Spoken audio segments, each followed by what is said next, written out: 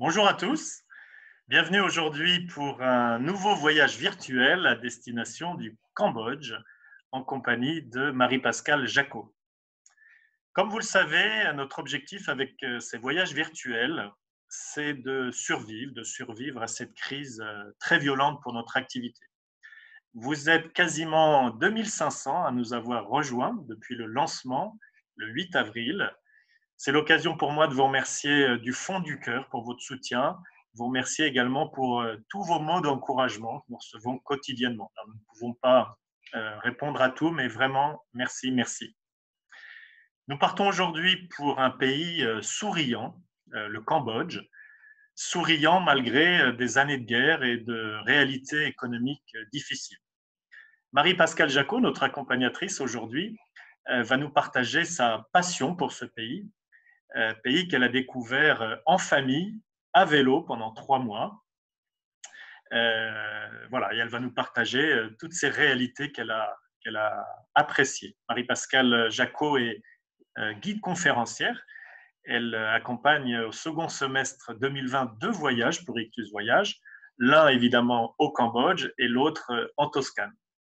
Nous aurons également la chance et la joie d'avoir en fin de voyage la présence en direct de Guylaine Dufour, qui est la présidente de l'association PSE, pour un sourire d'enfant, que beaucoup d'entre vous connaissent, association fondée par Christian et Marie-France Despalières il y a quelques années de cela.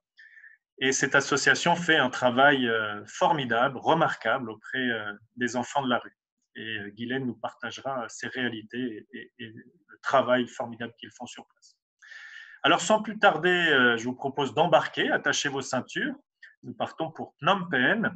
Juste au préalable, sachez qu'au terme de ce voyage, vous aurez la possibilité de poser quelques questions à Marie-Pascale ou à Guylaine en utilisant le petit module qui est en bas de votre écran, que vous trouverez en bas, qui s'appelle Q&R, questions-réponses. Donc, tout au long du voyage, n'hésitez pas à saisir vos questions et Marie-Pascale et Guylaine pourront répondre en direct au terme de ce voyage. Alors, sans plus tarder, nous partons, nous rejoignons Marie-Pascale. Est-ce que vous m'entendez, Marie-Pascale? Oui, bonjour Thierry. Bonjour. Voilà, je vous laisse l'antenne. Bon voyage et à tout à l'heure. Merci beaucoup et bienvenue à tous pour ce voyage virtuel, peut-être un jour réel.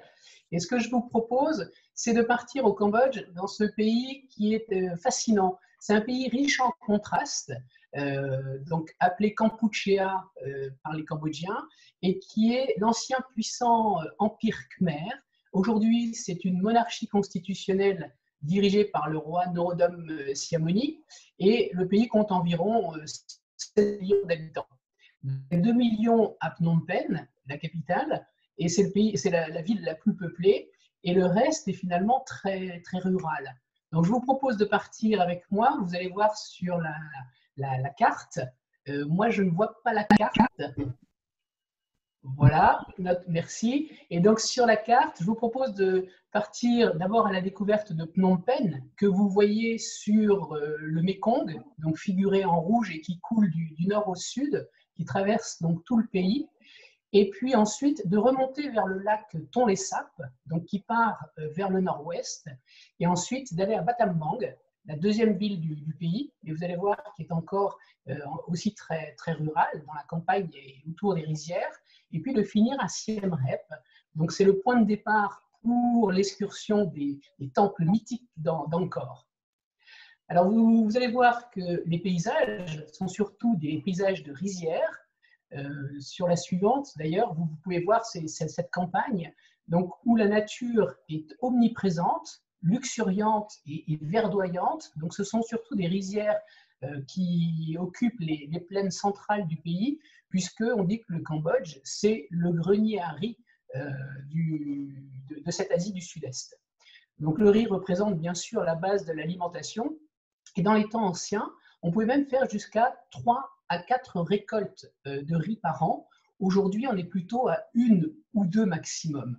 Alors, les rizières vont colorer le paysage, et puis vous remarquez qu'on a ponctuellement des cocotiers, des palmiers qui vont créer cet effet de hauteur.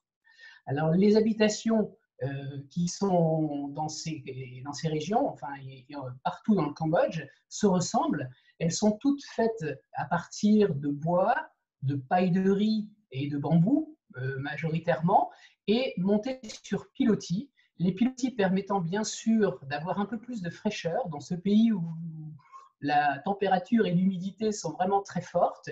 Et vous voyez que même sur les fresques anciennes, on découvre que les pilotis ont toujours été la maison réalisée par excellence. On voit d'ailleurs peu de fenêtres, juste des auvents de paille de riz qui sont ouverts ou fermés en fonction du temps. N'oubliez pas aussi la mousson qui est omniprésente et 2 fois par an qui va vraiment changer et la végétation et le climat. Alors, c'est un pays de contraste et c'est pour ça qu'après cette mise en bouche de la campagne, allons directement à Phnom Penh et vous allez voir que là aussi le contraste est frappant entre modernité et tradition. Regardez le fond avec ses hauts buildings et au premier plan les temples traditionnels. On s'aperçoit finalement que ce contraste, il est partout et Phnom Penh est une ville qui est en ébullition. Pour vous donner une petite idée, on dit qu'elle grossit d'1 mètre par jour au niveau de son diamètre. Elle gonfle, elle s'amplifie, elle est en perpétuel renouvellement et construction, mais en même temps, cette modernité eh bien, ne cache pas l'insalubrité et la pauvreté. Et vous allez voir justement se côtoyer des logements beaucoup plus précaires. C'est un pays, bien sûr, qui a souffert de la guerre civile, hein, celle des Khmers rouges entre 1975 et 1979, qui se relève peu à peu, mais en même temps, les bidonvilles, les lieux insalubres sont toujours omniprésents et qui impliquent forcément les problèmes de prostitution, des mineurs qui sont exploités et qu'on retrouve un peu partout dans la ville, même si petit à petit, le pays se relève. Alors, à côté de ces bidonvilles ou de ces lieux insalubres, eh bien, il y a aussi la richesse, ces grands hôtels, ce luxe hein, qui est presque indécent parfois et qui montre encore une fois le contraste de ce pays.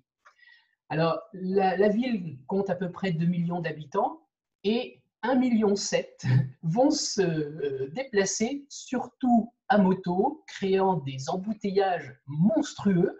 On ne sait pas trop d'ailleurs qui passe en premier. On a un peu l'impression de la loi du plus fort, mais on a en permanence un trafic, une vie foisonnante qui occupe la ville de Phnom Penh. À la campagne, c'est un peu plus calme. Et regardez, le véhicule que vous verrez le plus souvent, ce sera cette sorte de motoculteur tirant une charrette dans laquelle vous avez des animaux. Et puis, un des modes aussi très souvent employé, c'est le vélo.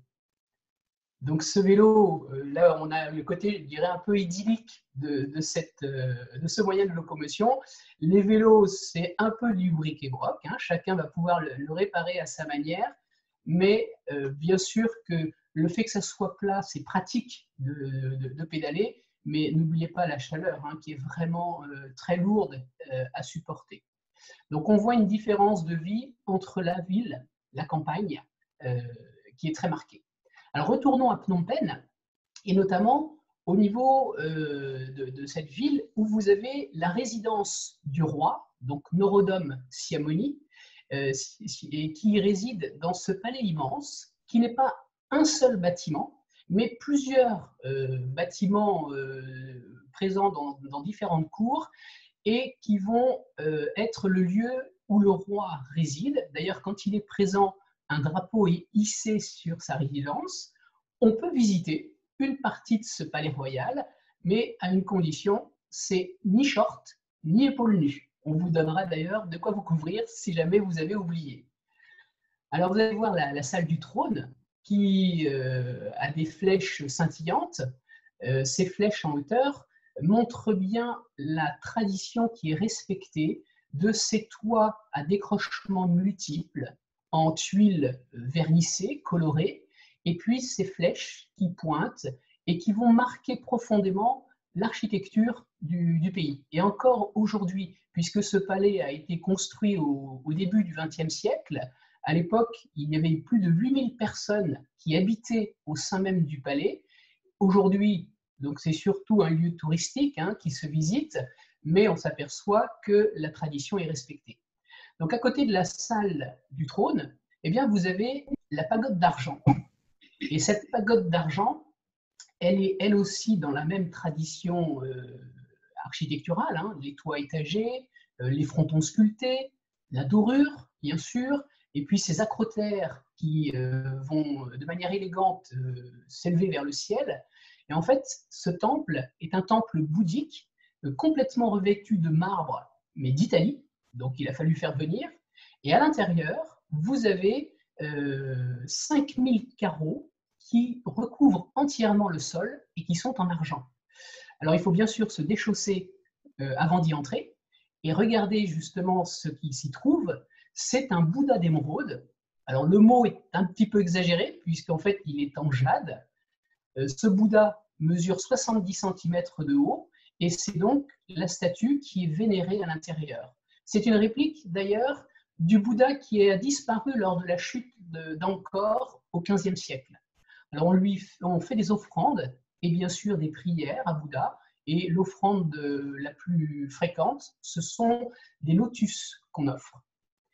Un petit peu plus loin, vous avez le musée archéologique. Vous retrouvez toujours cette architecture typique des toits décrochés, de côté polychrome et de cette élégance de la finition des toitures.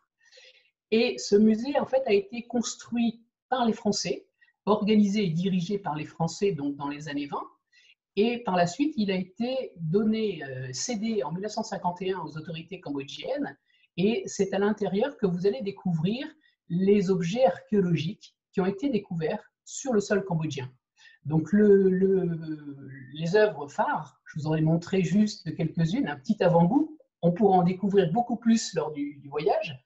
Et donc, vous avez à gauche une Durga.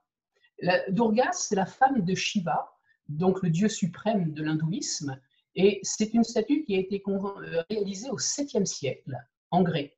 Juste par comparaison, le 7e siècle, c'est l'époque de Dagobert chez nous. Et vous voyez qu'il y a une plénitude des formes, les seins sont très rebondis, les épaules arrondies, on sent une rondeur qui est assez sensuelle et séduisante. Et donc, il y a une technique qui est parfaitement maîtrisée de la part des artisans khmers. Et juste à côté, eh bien, vous avez le dieu Vishnu. C'est un dieu qui a été réalisé alors, sur la précédente. C'était celle de droite. À côté de la Durga, vous avez donc Vishnu avec 4 bras. C'est d'ailleurs sa particularité. Il tient dans ses 4 bras ses attributs évoquant la puissance, le disque, la massue, la conque, etc.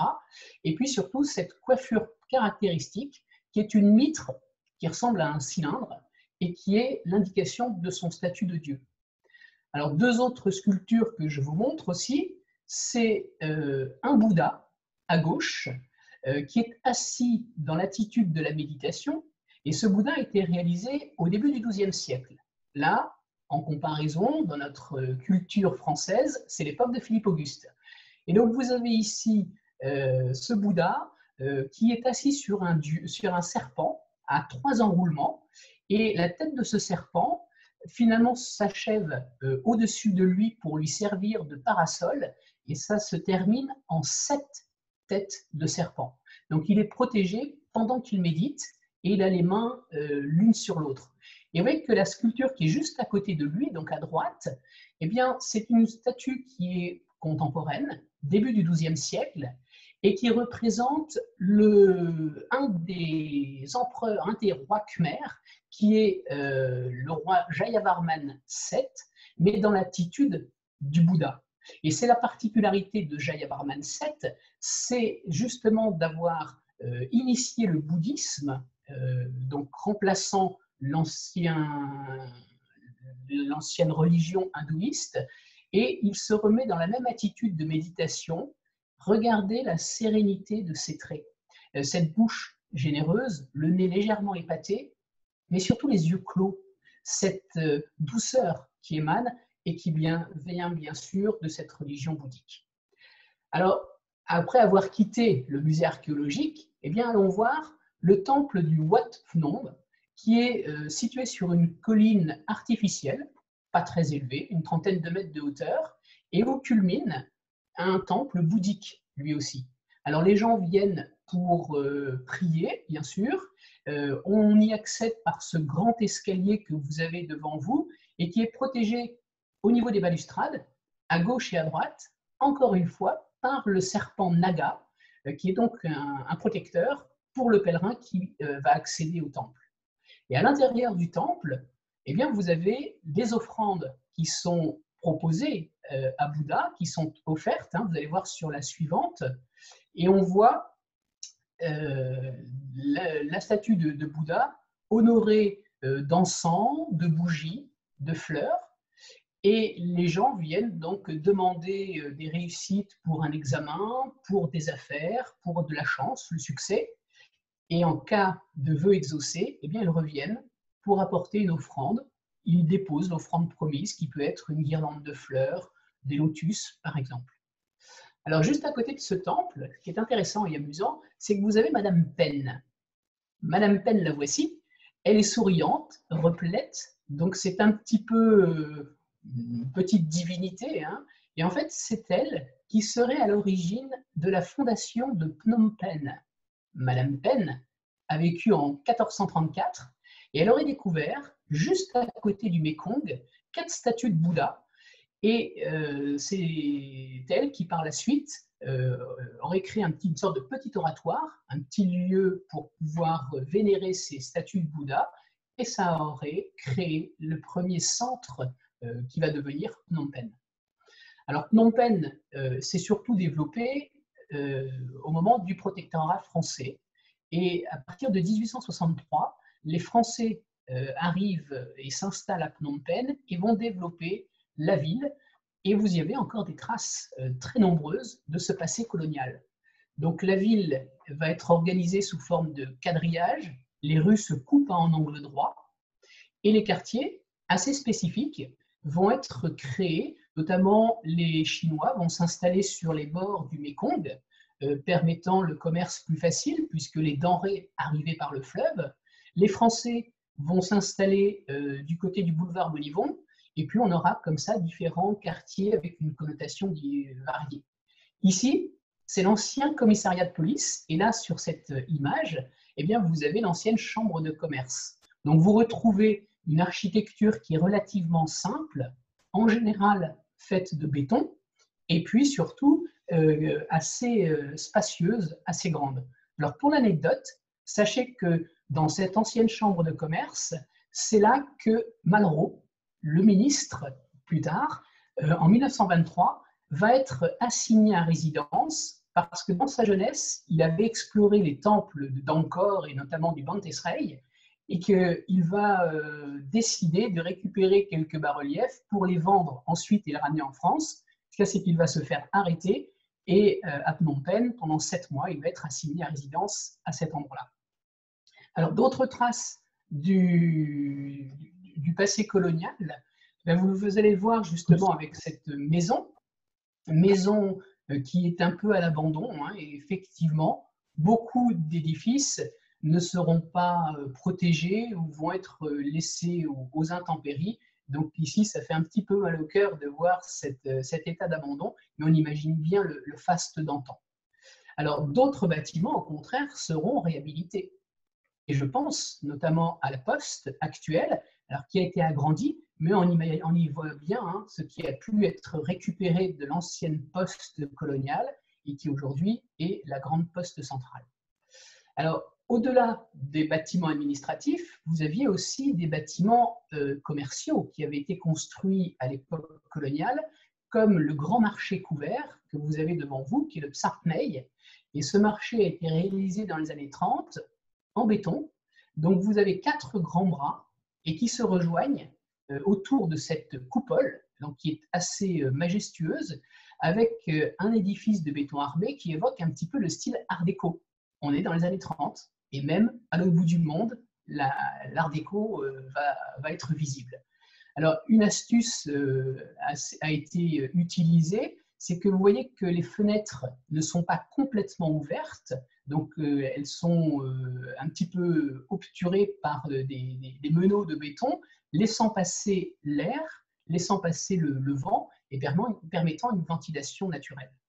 Donc, certains marchés ont lieu justement de manière couverte, donc comme vous allez voir sur la prochaine. Donc là, pour nous qui sommes confinés, j'avoue qu'on est un petit peu décalé et qu'on se dit, mais oui, c'est vrai que c'était la vie d'avant et aujourd'hui, peut-être que cette vie va reprendre, mais on a ces stands qui sont installés juste sur des tables de bois et chacun vient y vendre du poisson, des légumes, on achète comme ça et c'est vrai que ça grouille, il y a énormément de monde. Alors, tout ne se fait pas dans les marchés couverts. Vous avez aussi, bien sûr, des marchés de rue. Donc, les femmes ont récupéré dans la campagne avoisinante des légumes et elles viennent proposer leurs denrées juste sous des auvents dans de nombreux marchés de rue que vous trouverez directement sur le sol, un peu partout dans Phnom Penh. Alors, on a aussi les cuisines de rue qui sont très, très importantes. Vous savez que les Asiatiques apprécient particulièrement qu'on cuisine devant eux. Alors, la spécialité, c'est la mok. La mok, c'est une sorte de cuisine à base de poisson. On peut y ajouter du tofu, du poulet, des crevettes, surtout beaucoup d'épices. Ça peut parfois faire mal à nos gosiers et à nos réactions d'Européens habitués à quelque chose d'un petit peu plus doux, mais on a ces cuisines qui sont à emporter et qu'on trouve partout. Alors, qu'est-ce que vous allez pouvoir déguster? Par exemple, le fruit du dragon. Et un fruit très beau déjà. Regardez sa couleur et sa chair rosée. Et l'intérieur, avec ses petits grains, et on a vraiment déjà le goût. On salive rien qu'en regardant le côté appétissant. Alors, d'autres choses sont moins appétissantes, mais que les Asiatiques apprécient beaucoup, ce sont les insectes grillés. Les insectes, en plus, sont assez gros là-bas. Il paraît que ça a un goût de noisette. J'avoue que personnellement, je n'y ai pas goûté. Mais par exemple, sur l'image suivante, vous allez voir que ces tarentules grillées, c'est, paraît-il, très goûteux. Mes enfants ont goûté, mais pas moi. Et c'est proposé un peu comme des friandises dans les arrêts de bus. Donc, quand vous prenez les lignes de bus locales, vous vous arrêtez toutes les 2 heures, eh bien, on vous propose non pas un mars et ça repart, mais on vous propose une tarentule grillée. Voilà. Alors, soyons un petit peu, retournons maintenant dans Phnom Penh et abordons quand même un sujet beaucoup plus lourd, mais qui est encore très pesant, je trouve, dans Phnom Penh, c'est les traces de cette guerre civile, donc de cette guerre des Khmers rouges, puisqu'ici, c'est la prison S21. C'est en 1975, les forces de sécurité de Pol Pot vont entrer à Phnom Penh et vont évacuer la ville donc, qui comptait à peu près 2,5 millions d'habitants. Et en l'espace de 3 jours, toute la population va être répartie dans tout le Cambodge. C'est une politique communiste radicale qui va être menée et qui va entraîner un départ dans les campagnes.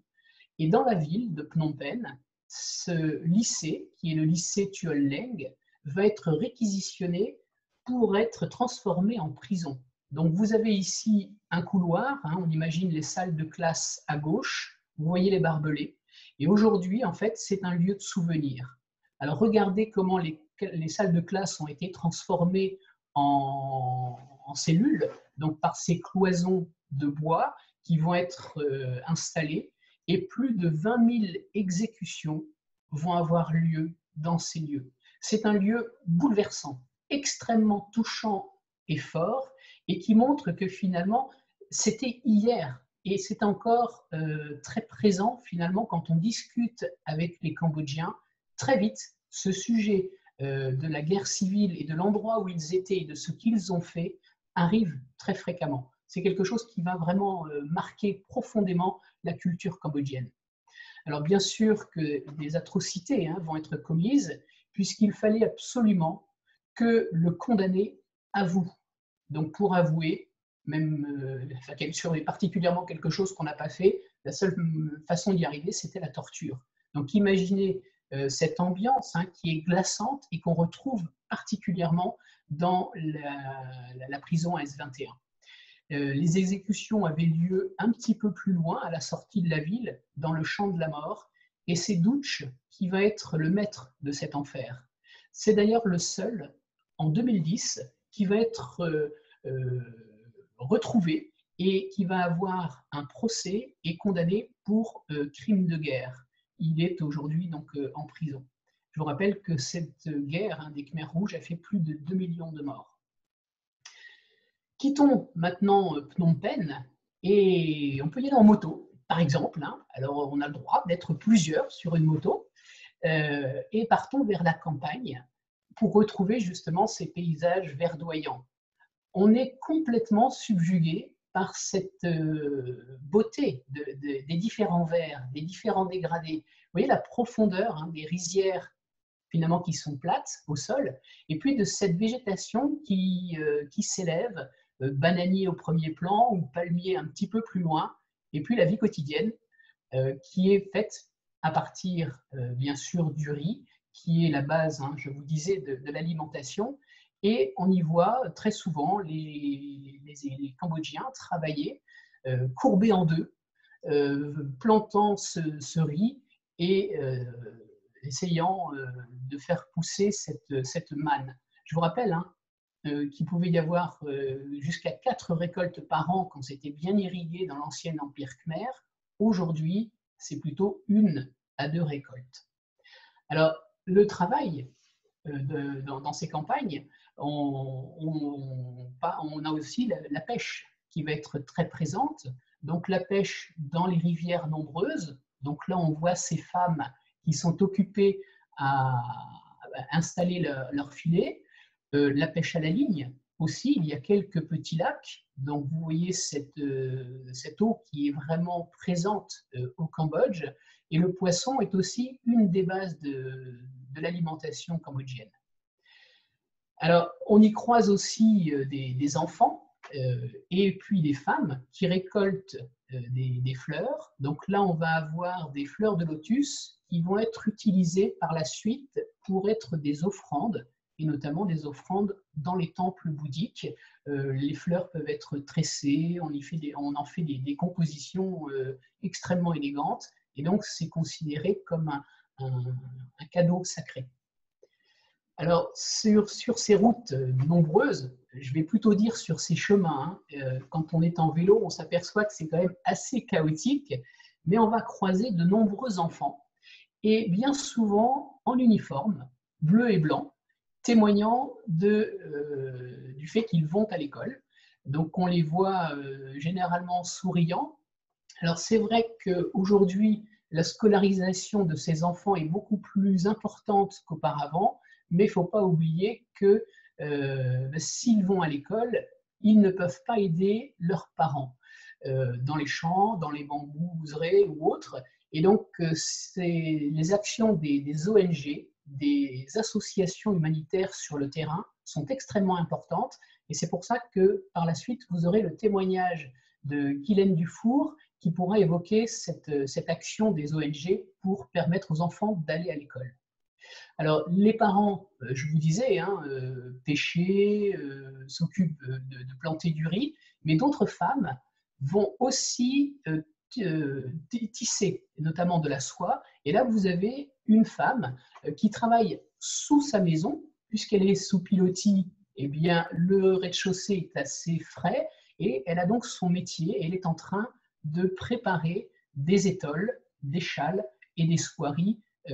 Donc jour après jour, c'est long, mais on sent que c'est un métier qui est parfaitement maîtrisé par les femmes. Alors, une autre occupation, c'est bien sûr la préparation du repas. Et cette préparation du repas, ici, vous avez des galettes de riz qui vont être faites sur place par les femmes généralement, et qui sont là en train de sécher sur des grilles au soleil. Et en fait, ces galettes de riz serviront à faire les rouleaux de printemps, les nems. Voilà par exemple une cuisine typique. Cuisine, c'est une cuisine aménagée, mais c'est juste un feu de bois, tout simple, avec quelques gamelles de métal, beaucoup de bassines en plastique, et puis un savoir-faire ancestral qui va se donner de mère en fille, et les gestes se répètent. Donc on voit qu'avec beaucoup de simplicité, finalement, on a une nourriture traditionnelle qui perdure et qui se répète avec les mêmes gestes de siècle en siècle, presque. Maintenant, je vous propose de remonter un petit peu plus haut et d'aller vers le lac Thon-les-Sapes. Donc ce grand lac, vous avez vu sur la carte tout à l'heure, qui occupe le centre, l'ouest du pays, qui est légèrement de biais, hein, et qui est en fait surnommé la mer intérieure. Ce lac, il fait à peu près 120 km de long. Il occupe une dépression géologique de la plaine et il est alimenté par le fleuve Mékong. Et il a une particularité, ce lac, c'est qu'en fait, son cours va s'inverser 2 fois par an. Quand il y a la crue, notamment à cause des fontes de neige du Tibet, hein, puisque le Mékong prend sa source en Chine, eh bien, avec les pluies, avec les fontes des neiges, le Mékong se développe et grossit à tel point qu'il ne peut plus s'écouler directement jusqu'au sud, vers le Vietnam, hein, où il y a son embouchure en mer de Chine, mais il va au contraire remplir le lac Thon-les-Sapes qui va servir de réservoir. Et ce lac, pour vous donner une petite idée, va grossir de 7 à 8 fois. On passe d'1 mètre de profondeur en saison sèche à 8 mètres de haut. Donc imaginez les villages, la nature, la végétation qui est autour, qui va bien sûr pâtir ou devoir jouer avec ce niveau fluctuant. Et notamment, vous allez y trouver de nombreux villages flottants. Donc ici, c'est l'un des 170 villages lacustres qu'on trouve. Alors vous en avez à Kampong Luong, vous en avez à Kampong Chhnang, vous en avez un petit peu partout.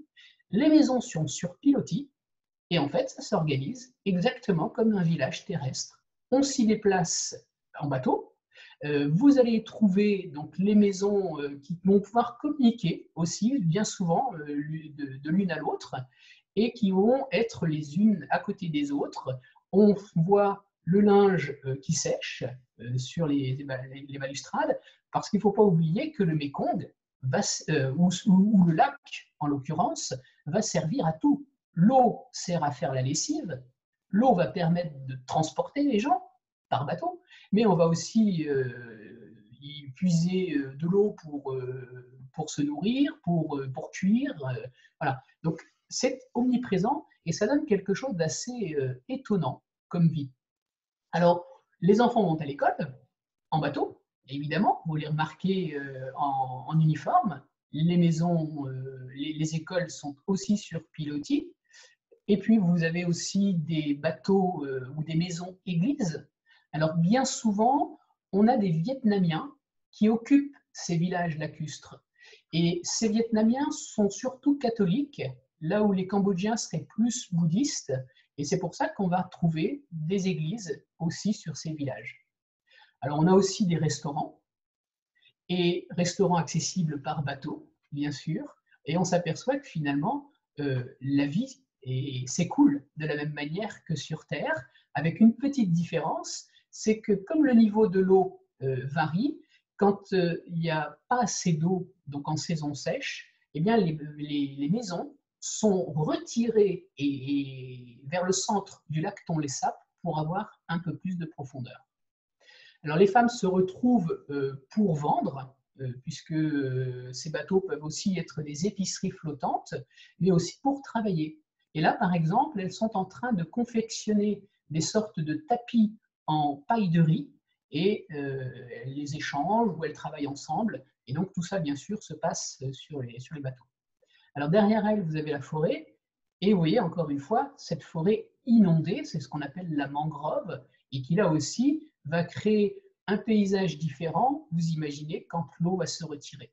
C'est absolument fascinant de voir cette évolution 2 fois par an du cours de cette eau qui va changer de sens. Quand il y a un trop-plein, eh bien, le Mékong se déverse dans le Tonlé Sap, le Tonlé Sap monte.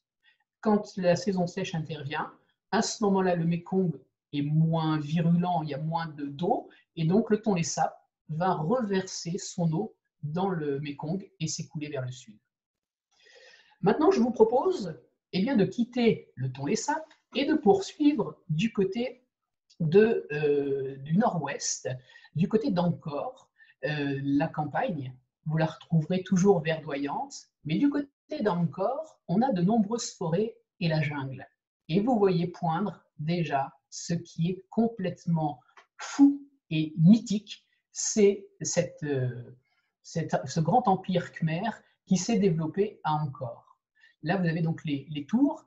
Alors, je voulais juste vous proposer sur la suivante une carte, juste pour vous repérer un tout petit peu sur le site. Vous n'avez qu'une toute petite partie d'Angkor. Il faut savoir qu'en fait, Angkor, c'est plusieurs capitales qui vont être construites par les rois khmers, mais chaque roi va déplacer la capitale un petit peu plus loin et bâtir une nouvelle.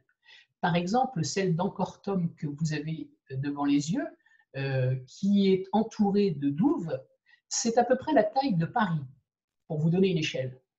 Et si on prend tous les temples d'Angkor, vous en avez à peu près 1000, tous ne sont pas encore découverts, eh bien c'est à peu près la taille de l'Île-de-France.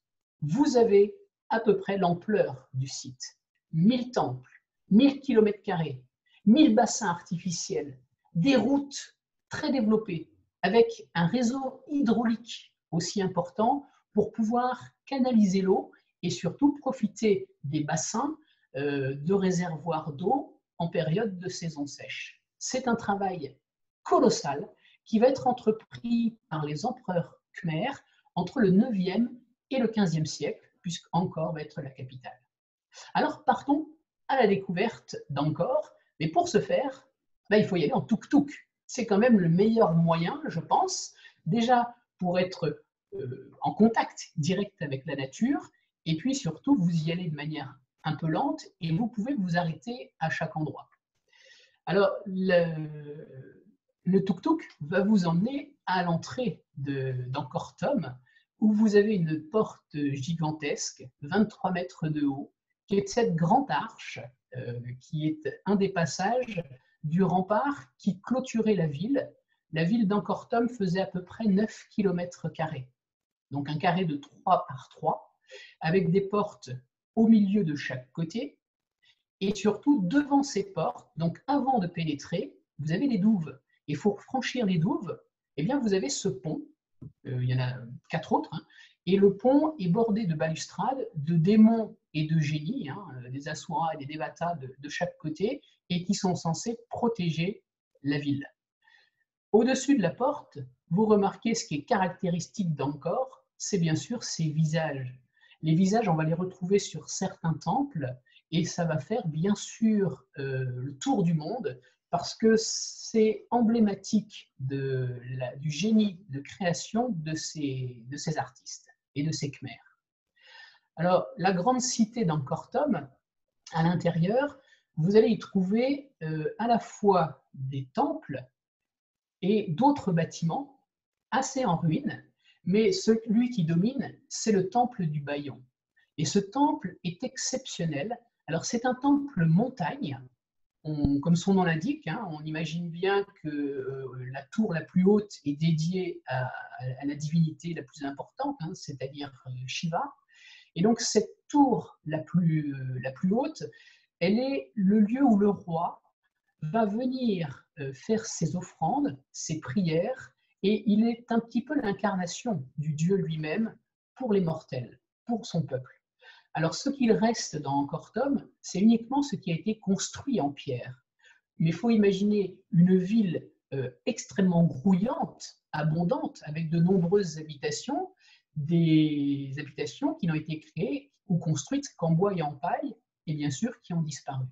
Mais là, avec le Bayon, vous avez plus de 54 tours qui ont été réparties de manière très symétrique. L'ascension se fait de manière rigoureuse, on comprend le plan, mais surtout quand on est un petit peu de l'extérieur, parce qu'à l'intérieur, c'est un labyrinthe, mais vous avez de nombreux circuits, de nombreux passages qui permettent d'aller d'une terrasse à l'autre.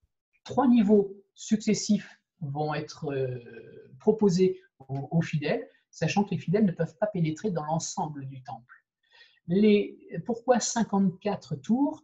Eh bien, tout simplement parce que ça représentait les 54 provinces que dominait le roi Khmer de l'époque, qui était Jayavarman VII. Je vous l'ai montré tout à l'heure, il était en position de Bouddha.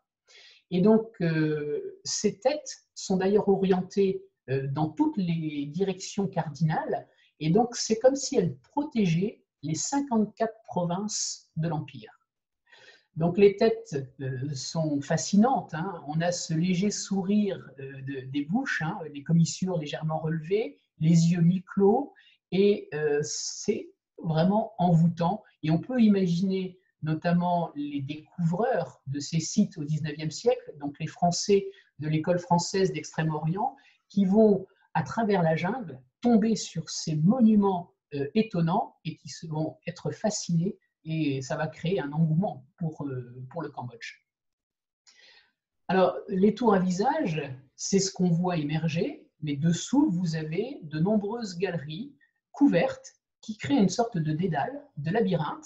Parfois, on est même perdu, on ne sait pas trop où aller, mais ça permettait bien sûr de pouvoir effectuer le service, notamment. C'est comme un monastère, et donc de nombreux moines œuvraient à l'intérieur du monument et leur permettaient d'accéder aux différentes parties des lieux.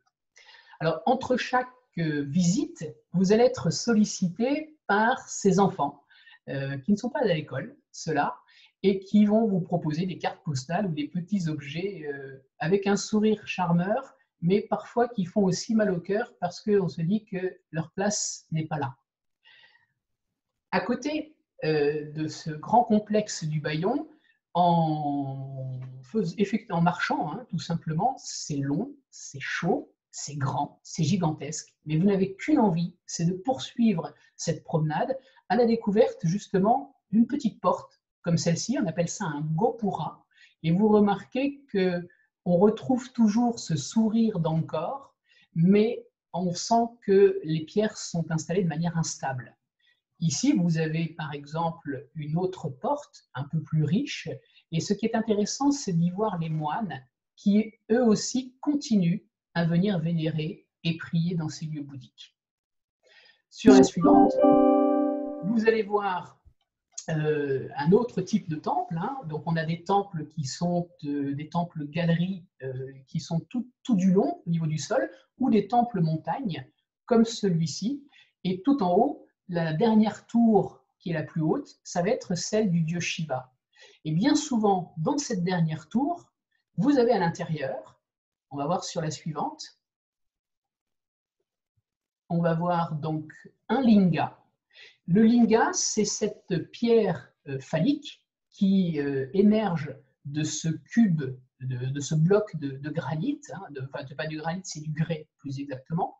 Et donc, c'est le symbole masculin qui prend naissance dans la matrice qui évoque le symbole féminin et qui est l'élément primordial. Puisqu'en fait, vous avez une symbolique qui est très forte, et donc le dieu Shiva est associé à ce phallus, donc avec une idée de fertilité, de prospérité, et bien souvent, c'est cet élément qui se trouve à l'intérieur même des grandes tours qu'on voit et qui dominent les temples montagnes. Alors après cette visite de plusieurs temples, rien de tel qu'une petite pause dans un hamac, et ça vous le verrez très souvent. Ici, vous avez un enfant qu'on a mis à dormir, c'est une sorte de parc, il est protégé du sol, des insectes, toutes sortes de bestioles, et puis il peut se reposer à l'ombre. Il suffit d'accrocher en fait son hamac à 2 bambous, et le tour est joué, avec un petit auvent par-dessus. Vous voyez qu'on est dans des conditions royales. Reprenons notre visite pour aller voir Angkor Wat. Angkor Wat, c'est le temple peut-être le plus connu, puisque vous le voyez figurer sur les drapeaux du Cambodge, même sur certains billets de banque. C'est le plus grand édifice religieux du monde. Pour vous donner une idée, le complexe fait 1,5 km de long sur 1,3 km de large. C'est énorme. Donc vous avez ici un monument gigantesque qui a été réalisé au début du XIIe siècle et qui est une combinaison d'un temple-montagne et d'un temple-galerie. Il a été édifié seulement en 35 ans. On se pose la question, comment est-ce que c'est possible en 35 ans d'avoir réalisé autant d'éléments? Les pierres viennent de loin, hein, jusqu'à 50 km. Les pierres ont été acheminées à dos d'éléphant et par bateau de bambou. Et en même temps, de nombreux ouvriers ont dû participer à la construction. Difficile de se faire une idée, hein. Certains disent 50 000 ouvriers, d'autres disent 300 000, mais en tout cas, une main-d'œuvre considérable, et puis surtout l'aide des éléphants. Donc vous avez ici une réplique du cosmos, c'est-à-dire que les tours représentent la cité idéale, la demeure des dieux, leur résidence céleste, et les murs concentriques autour, c'est la protection et représentent le monde. Alors pour accéder à Angkor Wat, il faut emprunter une longue chaussée de 400 mètres de long qui vous permettent de pénétrer et de quitter le monde des mortels pour arriver vers celui des dieux. Donc cette longue chaussée, à gauche et à droite, vous y voyez deux bâtiments qui sont des bibliothèques. Aujourd'hui, elles paraissent au milieu de nulle part. Mais il faut savoir qu'en fait, dans ces 400 mètres, c'est là que la ville se développait et on pense qu'il y avait à peu près 100 000 habitants dans cet espace, avec des rues qui se coupaient à angle droit, de nombreuses maisons, de différents services, hein, et tous se développaient dans cette partie-là. Alors, tournons un petit peu autour d'Angkor Wat, et vous avez ici une vue aussi qu'on retrouve très fréquemment, où on voit les 5 tours en bouton de lotus, la plus grande étant bien sûr celle du centre, et tout autour de cette enceinte, eh bien, vous avez une galerie pourtournante, donc qui fait vraiment l'enclos, et qui est complètement habillée de bas-reliefs de pierre. Alors, elle est légèrement en hauteur, cette galerie, et il y a certains endroits où vous avez des plateformes, comme vous avez ici à l'angle, qui permettaient tout simplement au roi de pouvoir monter directement sur son éléphant, puisque c'était la bonne hauteur. Un peu plus à l'intérieur de ce temple, hein, vous voyez qu'on a encore les moines bouddhistes, hein, qui viennent très nombreux y vénérer Bouddha. Donc, ils sont en train de pénétrer dans la deuxième enceinte pour aller dans le Saint des Saints, qui est à l'intérieur et qui est en fait la tour centrale. Et tout autour, je vous parlais de bas-reliefs, donc certains racontent l'épopée l'épopée khmer, hein, historique, et puis d'autres représentent ces dévatas, qui sont des déesses et des danseuses célestes. Vous en avez plus de 2000, c'est là où on se rend compte des proportions folles, plus de 2000 sculptées en moyen relief. Elles ont des attitudes différentes, elles ont plus de 37 coiffures différentes, mais qui se ressemblent finalement, et qui évoquent cette douceur de vivre. Et quand on monte tout en haut de la dernière plateforme, eh bien vous avez des cours, et là vous avez un bassin qui est vide aujourd'hui, mais qui était en fait l'évocation des océans qui entouraient la demeure céleste des dieux. Et la partie centrale, c'est ce qu'on appelle le Bacan. Le Bacan, alors sur la prochaine, vous allez voir effectivement cette haute tour qui est accessible par un escalier. Alors il y en a plusieurs sur différentes faces, un escalier extrêmement abrupt, hein. Vous avez plus de 50 degrés d'inclinaison, donc on peut y monter, on peut visiter, il y a un quota de visiteurs, mais on y va presque à 4 pattes. Imaginez, pour descendre, c'est aussi, en cas de pluie, assez hasardeux. Mais à l'intérieur de cette tour, c'est là que se trouvait la statue du dieu Vishnu, qui était en or et bien sûr qui a disparu.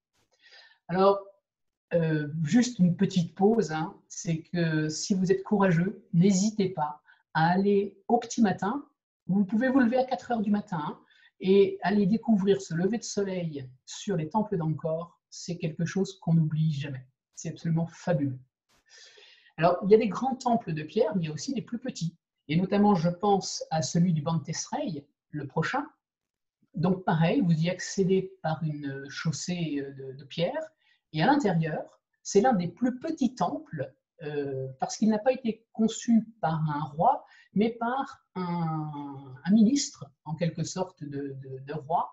Et à l'intérieur, vous allez voir que le temple a gardé la fraîcheur de ses bas-reliefs. Regardons sur la prochaine. Vous allez voir ce petit sanctuaire. En fait, il y en a 3 qui sont alignés. Donc, on a le premier devant les yeux à gauche, et les 2 autres sont derrière. On ne les voit pas. Mais regardez les frontons sculptés. Regardez ces bas-reliefs partout qui envahissent l'ensemble des murs et qui montrent le talent incroyable de ces artistes. Nous sommes seulement à la fin du Xe siècle, en 967. Devant les portes, vous êtes accueillis par ces sortes de gardiens qui sont en fait mi-animaux, mi-hommes, un genou en terre et qui sont là pour protéger. Alors aujourd'hui, ce sont des moulages et les originaux se trouvent à Phnom Penh. Alors les frontons, je vous en ai montré à portée. Hein. Vous avez ici quelque chose d'étonnant. C'est la déesse Lakshmi, qui est une des épouses de Shiva, qui est en train de prendre sa douche. Et comment? Eh bien tout simplement arrosée par des éléphants. Regardez l'horreur du vide, la richesse de ces ornements de guirlandes feuillagées. Ça a plus de 1000 ans et on a l'impression que ça a été fait hier. Bien sûr que ça a été restauré, mais de manière extrêmement habile et le travail a perduré dans le temps. Ici, c'est Shiva, donc Shiva représenté avec ses 8 bras en train de danser. Et regardez les mains, hein, très élégantes, avec le bout des doigts légèrement rebondi. Et puis maintenant, je vous propose d'aller un petit peu dans la jungle, hein, et de découvrir quelques vues mythiques de ces temples d'Angkor, comme ici, par exemple, une des bibliothèques, des grandes fenêtres, et entre les fenêtres des bas-reliefs, ces pierres qui manquent de s'écrouler, regardez en haut à gauche, ou la végétation extrêmement envahissante, où on ne sait plus d'ailleurs, est-ce que ce sont ces fromagers qui tiennent le temple, ou est-ce que c'est le temple qui tient le fromager? Toujours est-il qu'on imagine que ça doit être forcément compliqué à conserver, et pendant combien de temps encore ces temples vont pouvoir vivre de cette manière-là, enfouis par la végétation. Alors on voit aussi de nombreux tas de ruines, et pourquoi est-ce que Angkor est dans cet état-là? Eh bien tout simplement parce que Angkor n'a plus été la capitale du Cambodge à partir du XVe siècle. Il y a eu des invasions.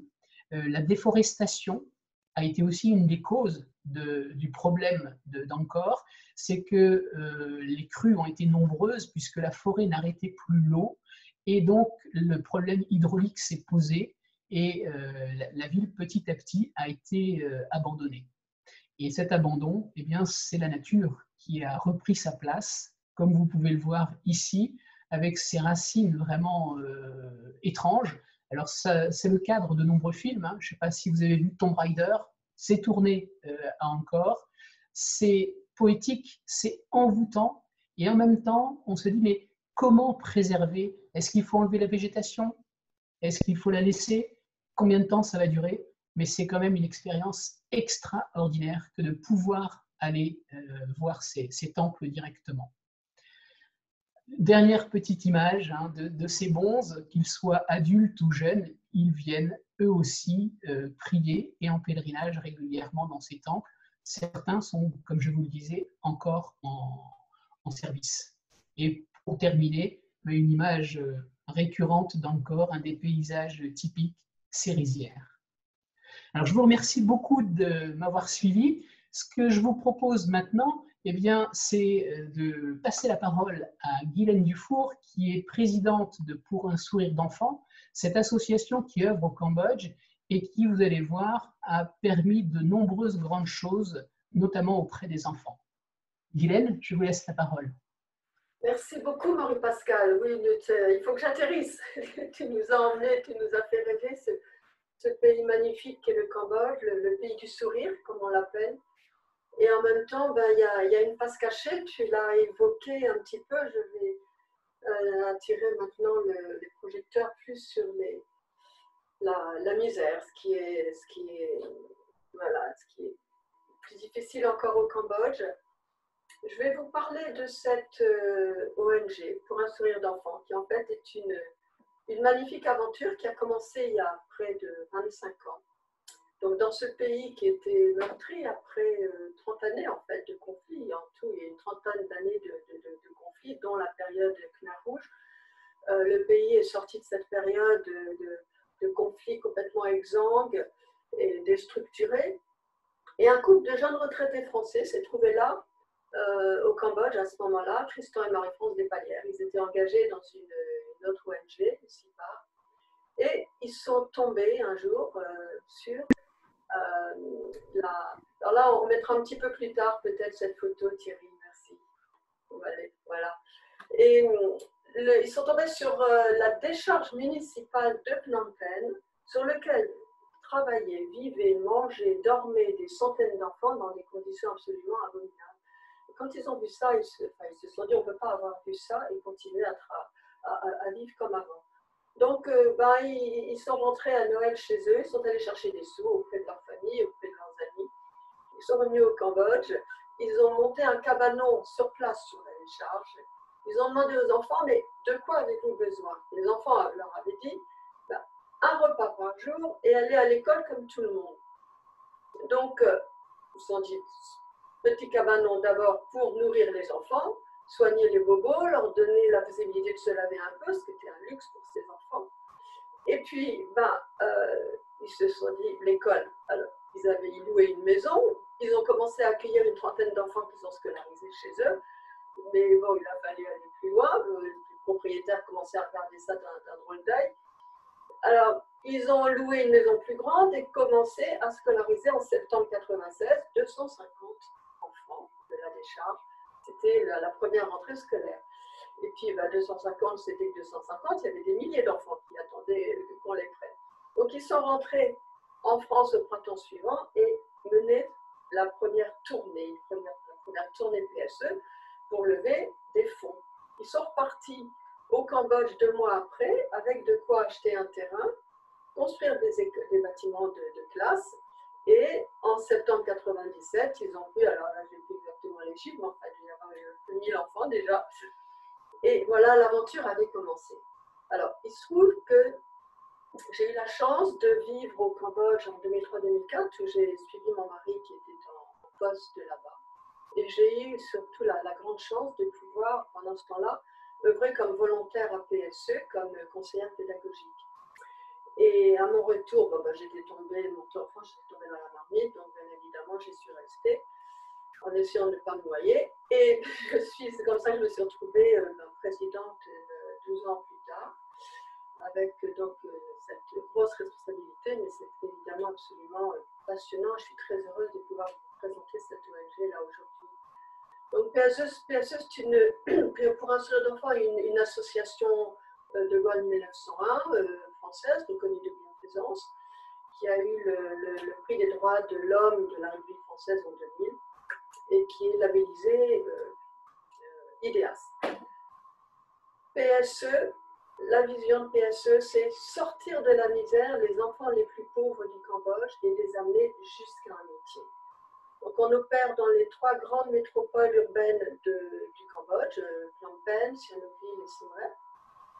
Et l'idée est de prendre en charge les enfants dans toutes les dimensions de leur développement, essayer de ne pas les perdre en route, parce qu'il y a le risque de décrochage, donc on veille à n'en perdre aucun. On fait tout pour, parce que notre projet, c'est de les amener tous à un métier. Donc là maintenant, on va regarder ces enfants d'où ils viennent, en tout cas aujourd'hui. Parce que la première décharge initiale a fermé en 2009. Mais une autre a ouvert à 15 km de la ville. Là, cette photo que vous voyez là, je l'ai prise en juin 2018. Et dans cette nouvelle décharge, les enfants n'ont pas le droit de travailler. Donc les parents, ils travaillent, les grands, ils travaillent, et puis les petits, ils restent là tout seuls. Alors ce petit garçon ne va pas à l'école parce qu'il garde sa petite sœur.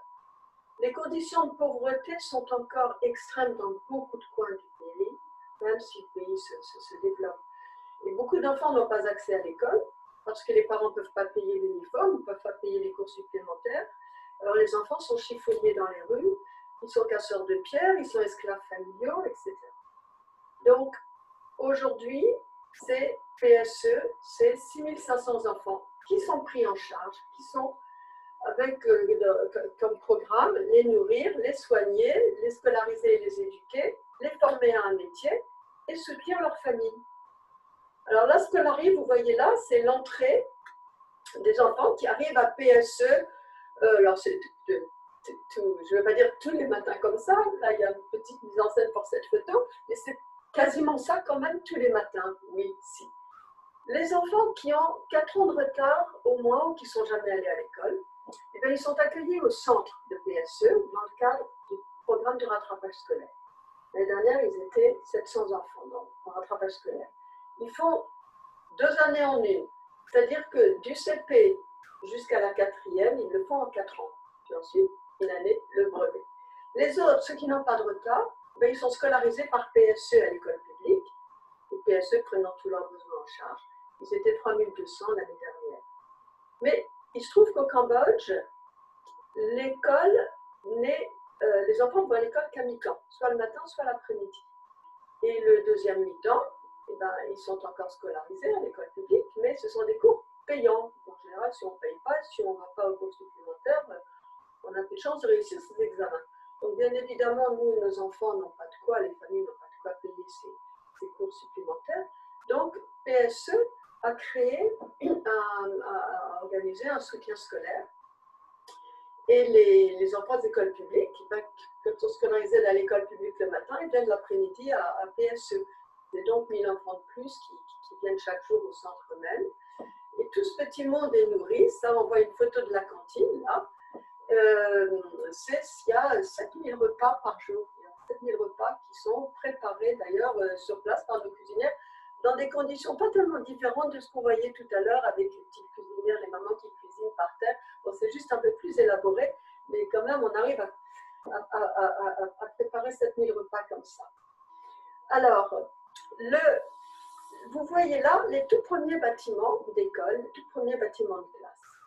Mais très vite, Christian et Marie-France se sont aperçus que beaucoup de familles, beaucoup d'enfants étaient en danger dans leur famille. Il y avait beaucoup de maltraitance. Donc, on a constaté que les petites filles étaient vendues pour la prostitution, les enfants esclaves de domestiques, encore comme je disais tout à l'heure. Et encore aujourd'hui, pardon, excusez-moi, le tourisme sexuel reste un fléau dans la région. Il faut y ajouter la drogue, l'alcool, la criminalité qui va avec. Et donc, Christian et Marie-France ont monté un programme de protection. C'est-à-dire que les enfants en danger dans leur famille, on les prend et PSE devient leur famille. Ils vivent là, ce sont nos pensionnaires. Ils sont environ 200.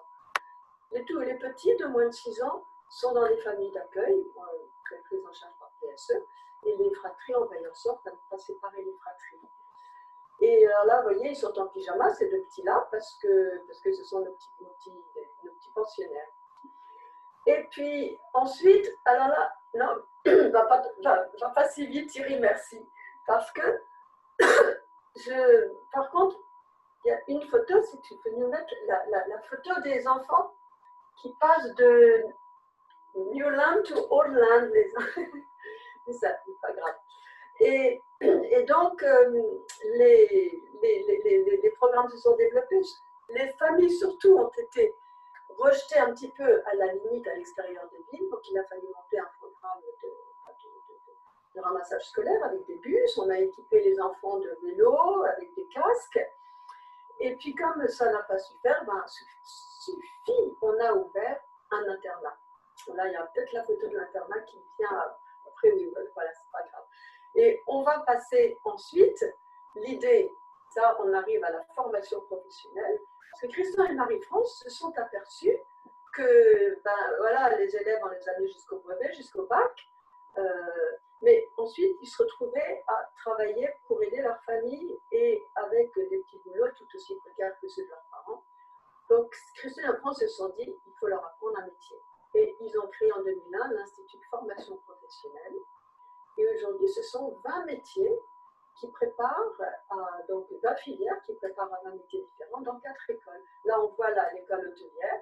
Là, regardez, ils sont radieux, hein, nos petits élèves, ils sortent des rues, ils ont peut-être chiffonnier la nuit, mais en tout cas, voilà, ils sont heureux là, le housekeeping. Ça, c'est l'école de gestion et vente.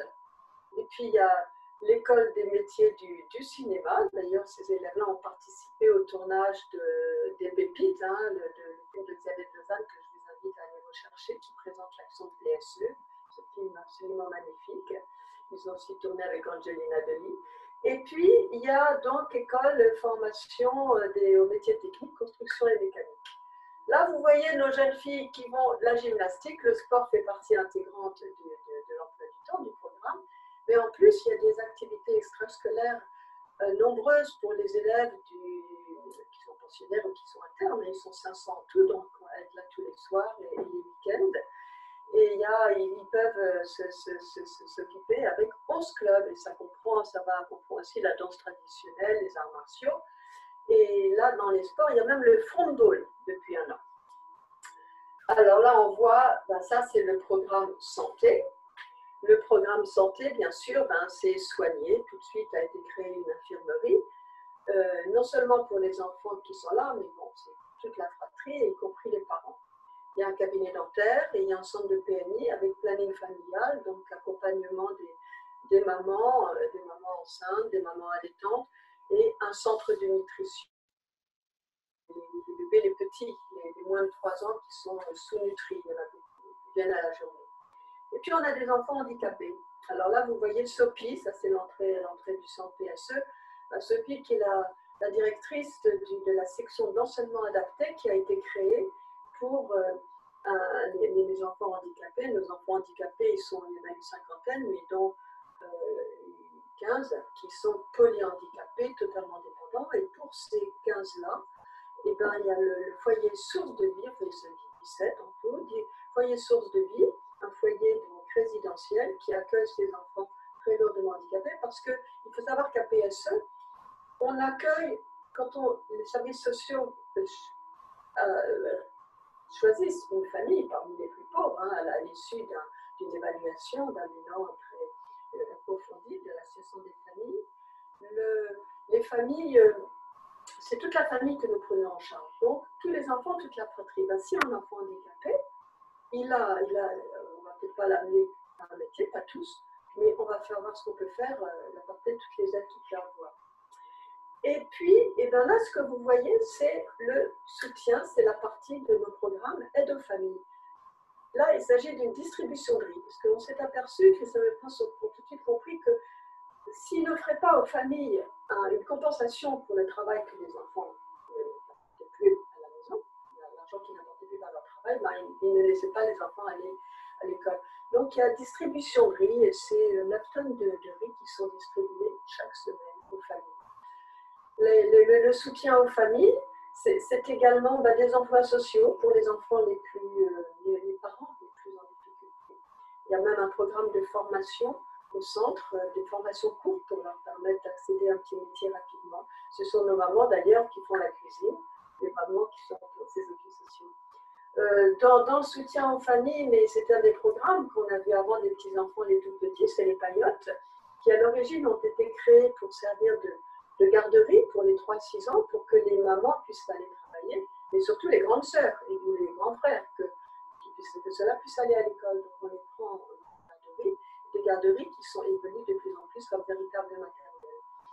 Et donc le soutien aux familles, on fait ce qu'on peut. Je pourrais vous en dire tellement plus, mais je me suis engagée à respecter le temps. Et donc là-bas, il y a eu entre autres pour le camp d'été qu'on peut parler, on en parlera peut-être plus tard, avec des jeunes qui viennent d'Europe pour animer 18 petits centres aérés pour les enfants pendant les vacances scolaires du mois d'août. Et là, vous voyez nos fondateurs, alors Papy au milieu, c'est Papy et Mamie pour les enfants. Papy, Christian Despalières, est décédé le 24 septembre 2016. Et Papy aimait à dire, s'il n'y a pas de rêve, il n'y a pas de vie. Alors là, c'est notre devise. S'il n'y a pas de rêve, il n'y a pas de vie. Il faut rêver d'un avenir pour tous ces enfants. Il faut qu'ils puissent rêver. C'est déjà leur permettre, leur réapprendre à rêver. Ils ont droit au bonheur comme les autres. Et donc, mais Marie-France, puisqu'on a dit Christian, tu peux revenir un petit peu en arrière, s'il te plaît, Thierry. Marie-France, elle est toujours là au milieu des enfants. Hein, et elle continue à venir chaque année pour faire la mythique tournée de PSE. Parce que Christian et Marie-France, depuis la deuxième année, ils sont venus tous les ans en France et en camping-car avec deux petites élèves de PSE, deux petites danseuses. Ils animaient des soirées de levée de fonds parce qu'il fallait aller chercher les ressources. Et bien Marie-France continue, elle continue maintenant, depuis que Christian n'est pas là. Voilà. Alors là, cette photo est assez, là, vraiment, ça me beaucoup de voir ça parce que c'est la relève. On pourrait se dire, bon, c'est magnifique, ça, alors un couple qui crée cette belle histoire, bon, ben, quand ils seront plus là, qu'est-ce qui va se passer? Bon, d'abord, ils ont des centaines de volontaires, de bénévoles en France, hein, on est là derrière eux, mais on ne sera pas toujours là non plus. Et puis, c'est aux Cambodgiens de prendre en charge leur avenir, c'est aux Cambodgiens d'attirer la relève là-bas. Vous voyez, là, la Kena à gauche, sur la photo de gauche, en bleu, ben, un jour, Christian était sur la décharge, là, au tout début, en 96, et puis il entendait une petite voix derrière qui avait l'air de traduire ce qu'il disait, du khmer au français. Alors il se retourne et il dit, mais puis il voit une petite fille haute comme 3 pommes, il lui dit, mais tu parles français, toi? Alors il dit, bah oui, et comment tu as appris? Bah, je t'écoute.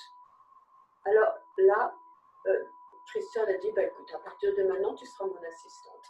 Et puis, bah, voilà, la Kena, elle ne les a jamais quittés. Et on la voit au milieu, elle est à l'école, elle est allée jusqu'au bac, elle a fait 2 années d'études et elle est devenue ensuite directrice du département social. Et depuis septembre 2019, depuis 6 mois, elle est la directrice adjointe de PSE en charge de tous les programmes. Donc, la relève, elle est là. Et alors,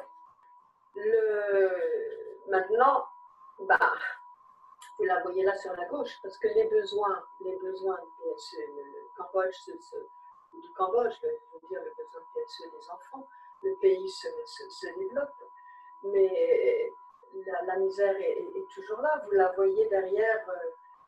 Tu peux revenir en arrière un petit peu, s'il te plaît, Thierry. C'est Samedi qui était là avec la Kena. J'étais avec eux là en juin 2018 et ils étaient complètement anéantis.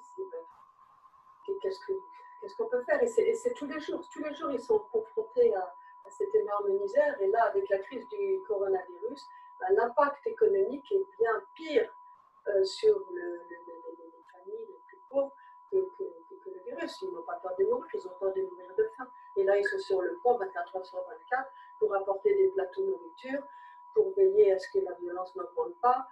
Voilà. Donc, maintenant, comment nous aider? Là, vous voyez, cette petite fille, c'est Sokneou. C'est encore une autre. Regardez ce regard. Regardez ce regard. À gauche, sans espoir. Voilà. Sans espoir, sans rêve. Sokneou, au milieu, elle est là à rugby parce qu'elle a fait l'école hôtelière, mais elle est devenue professionnelle de rugby parce que c'est ce qu'elle adorait. Et puis à droite, elle était volontaire.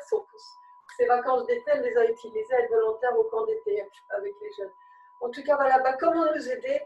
Les parrainages, je dois dire, c'est la meilleure façon de nous aider parce que, bon, ici, on commence à être organisé au siège, nous n'avons que 5 salariés et par contre, il y a donc 300 à peu près volontaires bénévoles en France qui sont organisés en antenne régionale, qui aident des fonds toute l'année pour monter des actions, qui montent des actions pour lever des fonds. Et ça nous permet de garder les frais généraux, y compris les frais de collecte, à moins de 10%, ce qui est exceptionnel pour une ONG. Et ce que recherchent ce qu'on recherche tous, là, et toutes nos actions, et la tournée de Marie-France chaque année, c'est des dons, des mécènes, bien sûr, et on les remercie énormément ceux qui nous suivent. Et c'est surtout des parrains, des nouveaux parrains. Et pourquoi parrains? Parce que Christian France avait réalisé que si on dépendait de quelques gros financeurs et qu'il y en a un qui nous lâche, ça met les finances en péril. Et puis, donc, parrainage, beaucoup de petits parrains, beaucoup de parrains, ça permet d'assurer la stabilité. Et puis alors, juste préciser que les parrainages ne sont pas nominatifs à PSE. Ce que Christelle Marie-France disait, c'est que comme ça permet qu'il n'y ait pas d'injustice, pas d'inégalité avec les enfants, entre les enfants. Ils en ont eu trop. Ça évite aussi aux enfants de rêver d'un avenir ailleurs. L'avenir, moi plus tard, j'ai vécu, je serai dans le pays de mon parrain.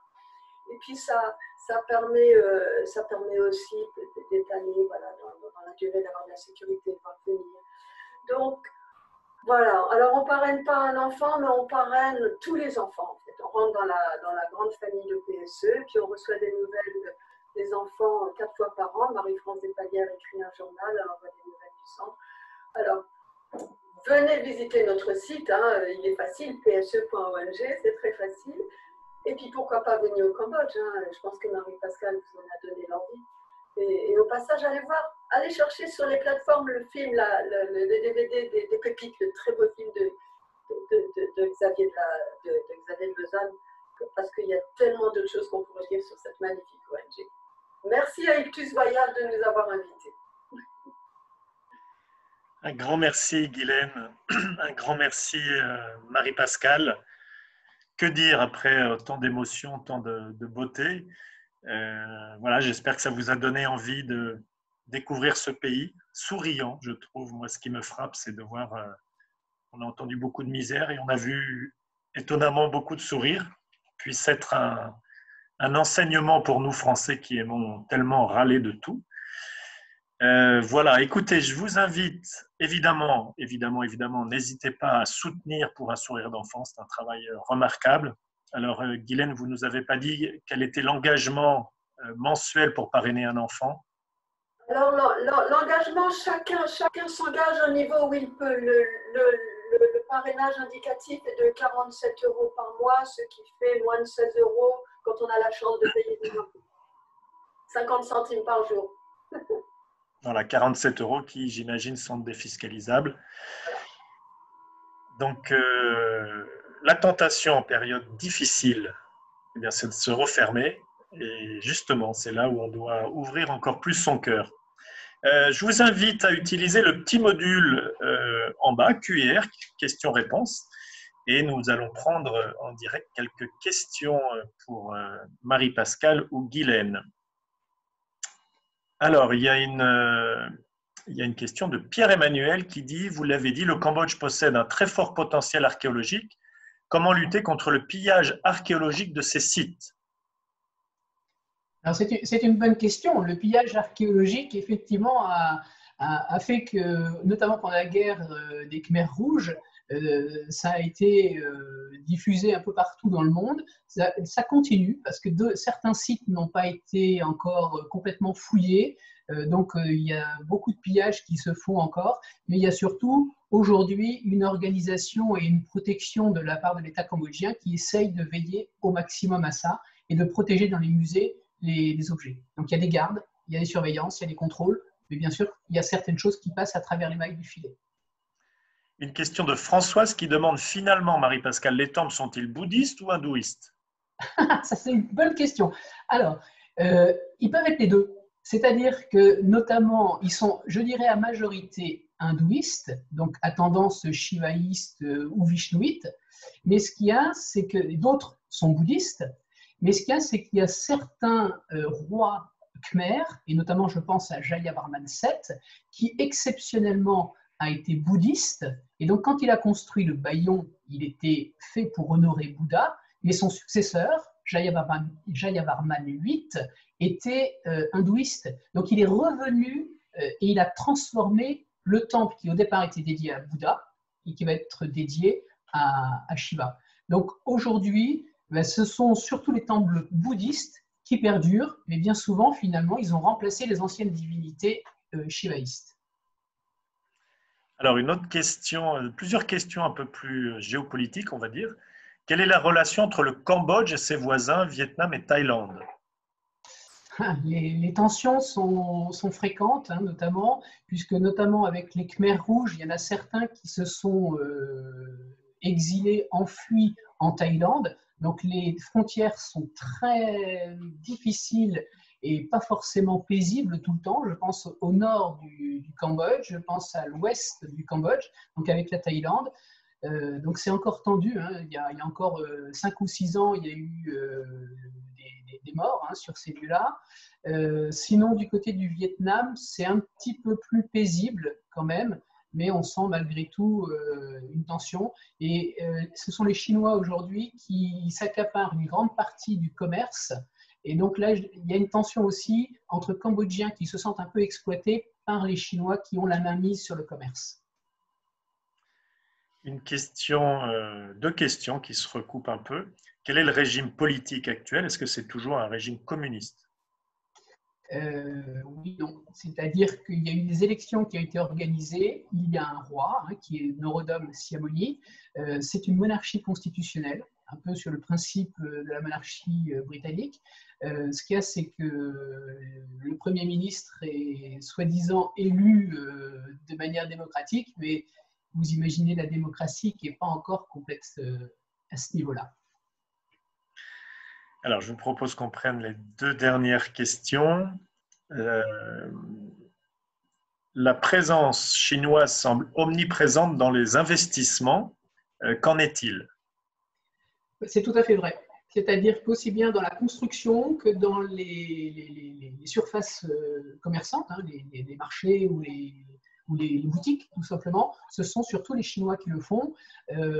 On dit que, c'est une image, hein, mais on dit que en France, on récupère en fait du made in China, c'est un peu pacotille, mais eux, les Cambodgiens, vont récupérer ce qui est encore sous la pacotille qu'on reçoit nous en Europe. Donc c'est eux qui détiennent les clés et les finances, donc c'est eux qui investissent et donc qui vont utiliser, voire exploiter les Cambodgiens.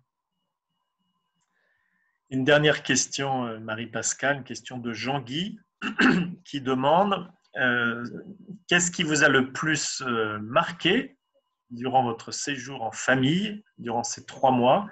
Quel est le souvenir le plus fort? La chaleur et l'humidité. Mais en même temps, on est revenu complètement transformé. Et ça, ce n'est pas des mots et ce n'est pas une belle image. C'est qu'on a été transformé parce qu'on est venu en se disant on va pouvoir essayer d'apporter quelque chose à ces gens. On avait fait une petite cagnotte avant de partir et donc on voulait partager nos repas avec eux. Et donc on est venu un peu en disant on va apporter quelque chose. Et très vite, on s'est aperçu que c'était complètement le contraire et que notre orgueil en a pris un coup parce que finalement, c'est eux qui nous ont apporté de l'aide. On s'est senti démunis face à la langue, face à cette culture autre. On était parti un peu dans des conditions précaires et on a vu en face de nous des sourires, une générosité, quasiment pas d'argent, pas de moyens financiers et en même temps un cœur très grand. C'est eux qui venaient nous nourrir le matin, par exemple, alors qu'on s'attendait à faire le contraire. Donc tout a été bouleversé et on est revenu complètement transformé, avec une envie, c'est d'y retourner. Avec vous peut-être d'ailleurs. Merci beaucoup, notre voyage arrive à son terme. Merci Marie-Pascale pour toutes ces émotions, toute cette passion. Merci à vous Guylaine pour votre dévouement auprès de tous ces enfants.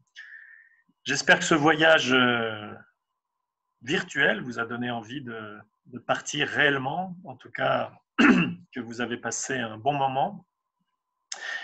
Si vous souhaitez voyager réellement, puisque nous retrouverons le goût de voyager prochainement, je vous signale qu'Ictus Voyage organise avec Marie-Pascale Jacot un voyage effectivement au Cambodge, de faire tout ce que nous venons de voir pendant 1h15, mais pour de vrai, si je puis dire.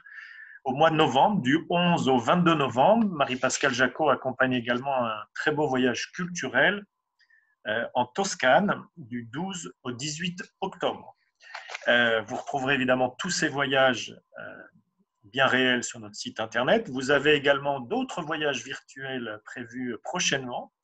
Je vous invite à nous suivre. Alors, dès la semaine prochaine, toujours avec Marie-Pascale, autour de Florence, ce sera le 5 mai.